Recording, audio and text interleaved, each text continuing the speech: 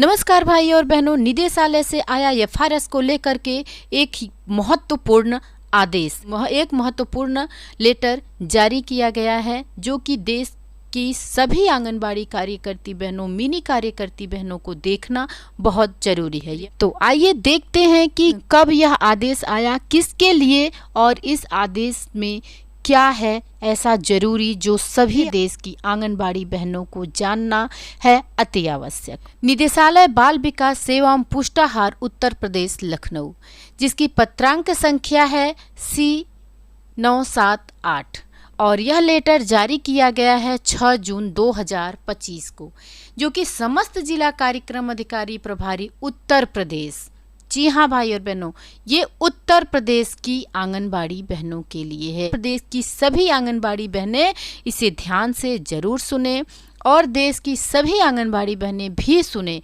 क्योंकि जो चीज़ें एक प्रदेश में लागू होती हैं उसे पूरे देश में लागू होते समय नहीं लगता, क्योंकि पोषण ट्रैकर पूरे देश का है, न कि एक प्रदेश का, जिसका विषय है फेशियल रिकॉग्निशन सिस्टम एफआरएस के माध्यम से टीएचआर आपूर्ति कराने, आंगनबाड़ी केंद्रों पर बच्चों की उपस्थिति का अनुश्रवण और पंजीकरण के समय एफआरएस लागू किए जाने के संबंध में।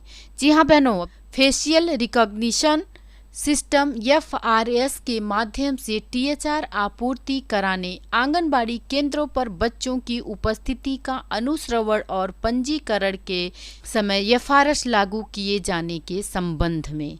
जी हाँ बहनों, अभी आप समझ गए होंगे कि यह एफआरएस के माध्यम से बच्चों में टीएचआर की आपूर्ति करवाना, उनके आंगनबाड़ी केंद्रों पर उपस्थिति का अनुश्रवण और पंजीकरण करते समय एफआरएस लागू किए जाने के संबंध में है, जो कि अब आप समझ गई होंगी कि एफआरएस कितना महत्वपूर्ण हो गया है।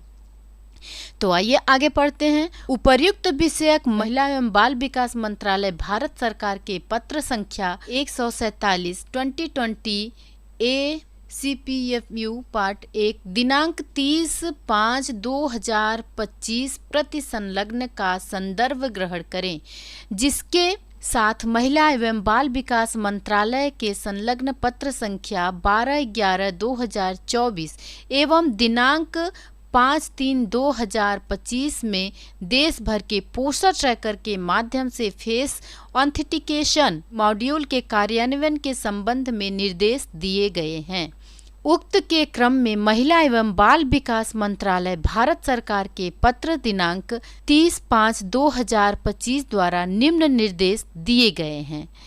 तो बहनों, यहाँ पर आप देख रहे हैं कि पोषण ट्रैकर पर एफआरएस से संबंधित जो भी मॉड्यूल दिए गए हैं उसके कार्यान्वयन के लिए भारत सरकार ने 30/5/25 द्वारा जो निर्देश दिए हैं और क्या निर्देश दिए हैं उसके विषय में मैं आप लोगों को बताती हूँ। तो उन बिंदुओं पर प्रकाश डालते हुए आगे पढ़ती हूँ। पहला बिंदु है आंगनबाड़ी केंद्रों पर आने वाले बच्चे 3 से 6 वर्ष आयु वर्ग के लाभार्थियों की उपस्थिति एवं हॉट कुक्ड प्राप्त करने वाले लाभार्थियों की पोषण ट्रैकर पर फीडिंग दिनांक 1/7/2025 से अनिवार्य रूप से लागू हो जाएगा। बहनों, इस बात का ध्यान रखिएगा कि 1 जुलाई 2025 जो 1 जुलाई आ रहा है, उस 1 जुलाई से आंगनबाड़ी केंद्रों पर पढ़ने वाले 3 से 6 साल तक के बच्चों की उपस्थिति हॉट कुक्ड के पात्र जो बच्चे हैं, मतलब HCM जो बच्चे खाते हैं, उनकी उपस्थिति पोषण ट्रैकर पर अनिवार्य कर दी जाएगी। मतलब अभी तक आप पोषण ट्रैकर को ओपन करते थे, बच्चों की फोटो भेजते थे, उपस्थिति लगाते थे और HCM भरते थे, THR भरते थे। तो जब आपका मन करता था आप भरते थे, नहीं मन करता था नहीं भरते थे, और बहुत सी आंगनबाड़ी बहनें नहीं ही भरती थीं। अब ये चीज़ें 1 जुलाई से अनिवार्य कर दी जाएंगी। अब दूसरा देखते हैं। लंबित लाभार्थियों तक अनुपूरक पुष्टाहार की आपूर्ति सुनिश्चित करने के लिए यह भी निर्णय लिया गया है कि THR वितरण के लिए फेशियल रिकॉग्निशन सिस्टम FRS को दिनांक 1 जुलाई 2025 से अनिवार्य कर दिया जाएगा। मतलब जो भी लाभार्थी को आप पुष्टाहार THR देते थे उसके लिए FRS अनिवार्य रूप से 1 जुलाई से लागू कर दिया जाएगा। और तीसरा है लाभार्थियों के पंजीकरण हेतु 1/7/2025 से फेशियल रिकॉग्निशन सिस्टम FRS को अनिवार्य रूप से कर दिया जाएगा। कि तो आपने समझ लिया कि भाई और बहनों कि अब आप FRS से नहीं बच सकती हैं।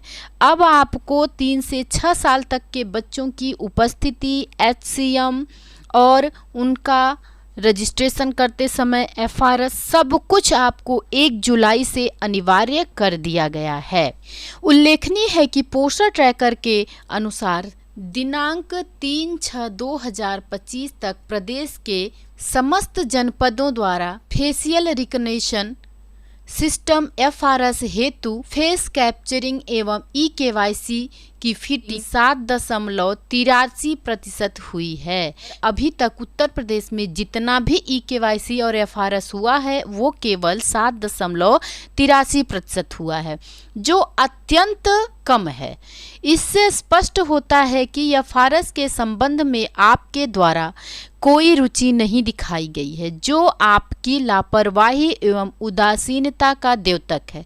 सभी जनपदों में टेक होम राशन के वितरण हेतु दिनांक 1 जुलाई 2025 तक FRS 100% किया जाना अनिवार्य है।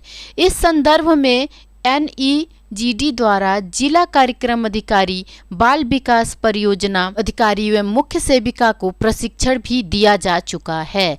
तो आप देख रहे हैं बहनों कि यहाँ पर 1 जुलाई से FRS और eKYC सभी लाभार्थियों का अनिवार्य कर दिया गया है, जबकि बहुत सी बहनें ये सोचे बैठी हुई थी कि FRS और eKYC बंद कर दिया जाएगा। तो बहनों कहाँ से बंद कर दिया जाएगा? जब देश में हड़ताल होता है, हमारी कुछ बहनें सड़कों पर उतरती हैं, तो कुछ बहनें काम करती हैं, कुछ बहनें उदासीन रहती हैं। जोर शोर से सभी बहनों ने मिलकर हड़ताल नहीं किया, न ही इसका विरोध किया, जिसके चलते ये सब चीज़ें अब लागू की जा रही हैं। अब eKYC और FRS का सिस्टम 1 जुलाई से अनिवार्य कर दिया गया है। भारत सरकार के संलग्न पत्रों में दिए गए निर्देशों के क्रम में आपको निर्देशित किया जाता है कि पोस्टर ट्रैकर पर 100% लाभार्थियों का फेशियल रिकग्निशन सिस्टम FRS हेतु फेस कैप्चर एवं eKYC तत्काल करना सुनिश्चित करें। जिन जनपदों द्वारा पोस्टर ट्रैकर पर लाभार्थियों की फीडिंग नहीं की जाएगी, उन लाभार्थियों को अनुपूरक पुष्टाहार का लाभ प्राप्त नहीं होगा। जी हाँ बहनों, अब ये भी चीज़ें हो गई हैं कि जिन लाभार्थियों का आपने eKYC और FRS नहीं किया है, उन लाभार्थियों को आप टेक होम राशन नहीं देंगे। अब ये चीज़ें आप लाभार्थियों तक भी पहुंचा दीजिए, जिससे कि लाभार्थी भी सजग रहें और वो लोग आकर के eKYC और FRS कराएं, क्योंकि उन्हीं का राशन कटेगा और आप पर जो कार्यवाही की जाएगी वो अलग, जिसका उत्तरदायित्व जिला कार्यक्रम अधिकारी प्रभारी अधिकारियों का होगा। सरमीत कौर ढोका, निदेशक, 5/6/2025। जी हाँ बहनों, तो अब आप लोग भी सजग हो गए होंगे, समझ गए होंगे कि अब FRS करना मतलब कि चेहरा प्रमाणीकरण करना और eKYC करना कितना ज़रूरी हो चुका है। और आप अपने लाभार्थियों को भी बताइए कि जब तक वो eKYC नहीं करवाएंगे, चेहरा प्रमाणीकरण नहीं करवाएंगे, तब तक आप लोगों को राशन नहीं दिया जाएगा। सरकार ये 1-2 किलो का राशन दे रही है या 1-2 किलो हर महीना सोना दे रही है सबको, यही नहीं समझ में आ रहा है। मतलब 1-2 किलो राशन के लिए इतना झंझट और इतनी परेशानियां, FRS हो, eKYC हो, FRS हो, एकदम तहलका मचा हुआ है। और ना तो यफारस करने के लिए ढंग से हम लोगों के पास, आंगनबाड़ी बहनों के पास मोबाइल है, न तो कोई ढंग की मशीन है ई-केवाईसी करने के लिए। ये समस्या बनी हुई है कि अब आंगनबाड़ी कार्यकर्तियाँ क्या करें। आंगनबाड़ी कार्यकर्तियाँ क्या काम करने से पीछे हो रही हैं? नहीं, काम करने से पीछे नहीं हो रही हैं। काम तो करवाने के लिए सरकार लगी हुई है, रोज आदेश, रोज लेटर दे रही है, लेकिन काम करवाने के लिए आप सुविधाएं भी तो दीजिए। जब आप सुविधा देंगे तब हम न काम करें तो एक बार समझ में आए कि आंगनबाड़ी कार्यकर्तियां काम नहीं कर रही हैं, लापरवाही बरत रही हैं। सरकार ने जो मोबाइल फ़ोन दे के रखा है आंगनबाड़ी कार्यकर्तियों को, जो मोबाइल सपोर्ट नहीं कर रही है, उस मोबाइल में कैसे काम किया जाएगा। अगर किसी को यकीन नहीं हो रहा है तो उस मोबाइल में खुद आकर के काम करें और आंगनबाड़ी कार्यकर्तियों को काम करने के तरीके इस मोबाइल में सिखा दें और बता दें। तब काम न हो तो चीज़ें समझ में आए कि आंगनबाड़ी कार्यकर्ताएं लापरवाही करती हैं, काम नहीं करती हैं। लेटर में तो यही आदेश है कि 1 जुलाई से अब सारे कार्य अनिवार्य हो जाएंगे, सारी केवाईसी और सारे एफआरएस अनिवार्य हो जाएंगे और से 6 साल तक के बच्चों की उपस्थिति, HCM सब ऑनलाइन अनिवार्य हो जाएगा। तो आप लोगों को यह लेटर सुन करके कैसा लगा? एकदम रियल अपने विचार जरूर बताइएगा। फिर मिलते हैं अगले वीडियो में। नमस्कार भाई और बहनों।